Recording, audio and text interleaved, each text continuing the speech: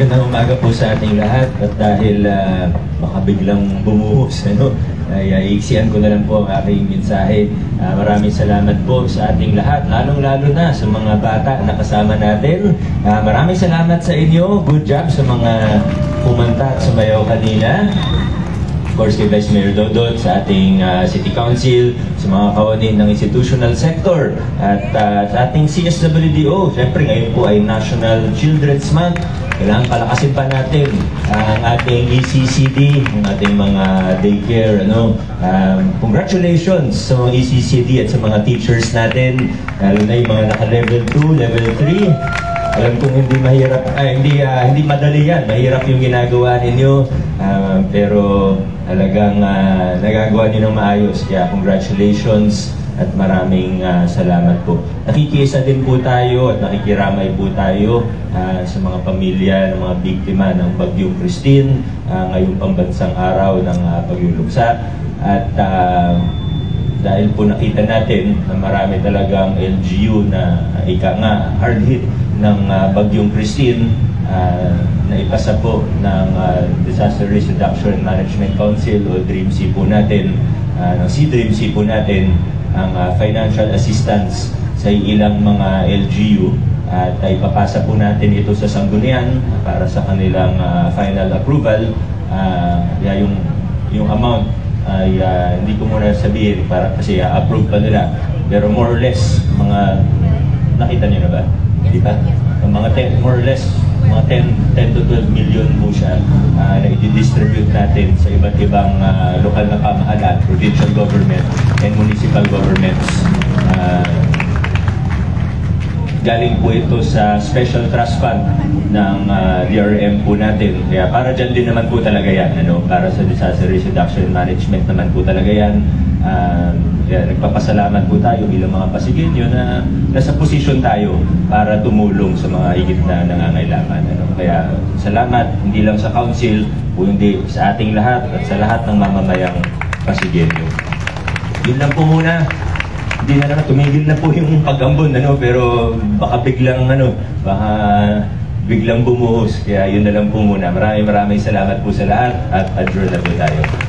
Salamat din po pala sa mga tumulong at sa mga nag-serve ng UNDAS, sa mga kasama sa task force UNDAS natin.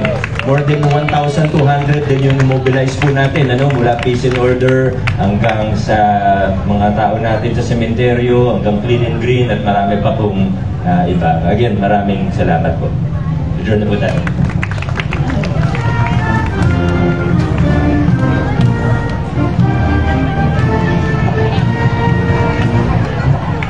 Iniimbitahan din po namin mabilis lang yung members po ng ating LCPC dito po sa harapan para po sa isang photo off.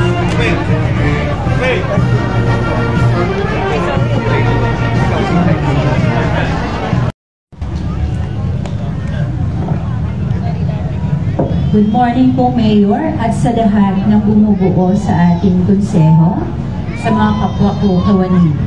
Bilang pagdalima sa mandato sa ating batas na nakasaad sa RA 10410, other known as earlier sa of 2013, sa pagpapanatili sa pamantayan ng kalidad ng early childhood care and development, ang Pasig ECCD Child Development Centers ay dumaan sa isang assessment and evaluation.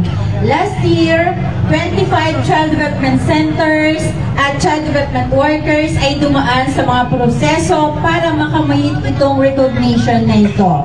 23 sa kanila ay nagkamit ng level 3 o ang pinakamataas na level na valid for 5 years at dalawa naman po sa kanila ay level 2 na valid for 4 years. So, allow me to read the citation.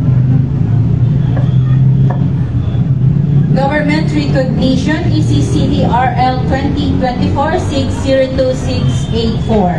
By virtue of the authority vested in me by Republic Act 10410, earlier SAC of 2013, and on behalf of the ECCD Council, I, Teresita G. Insyong, Vice Chairperson and Executive Director, do hereby grant Level 3 recognition to Pasig City, Metro Manila for the quality center-based Easy City programs offered to 0 to 4 years old children, effective for 5 school years covering 2024 to 2029.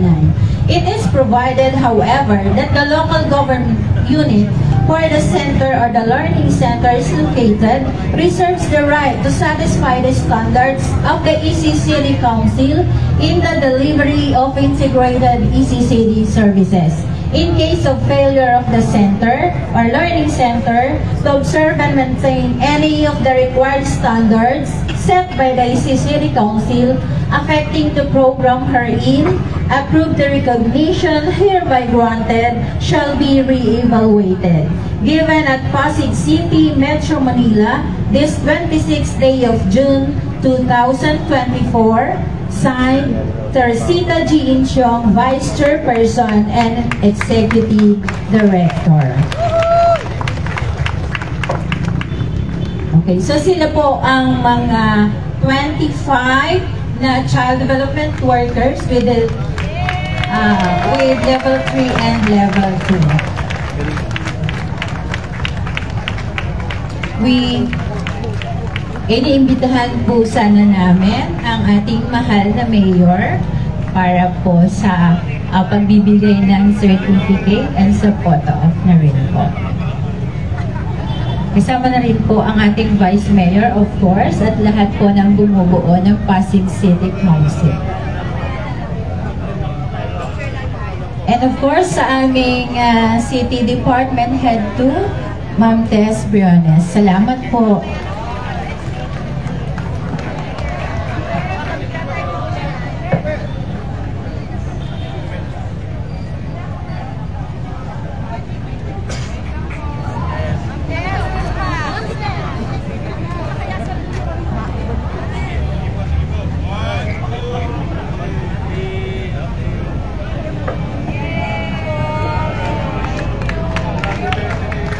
Muli, palakpakan po natin ang ating mga ECCD teachers. Kaugnay pa rin po sa 32nd National Children's Month with the theme Break the Prevalence in the Violence, Protecting Children, Creating a Safe Philippines.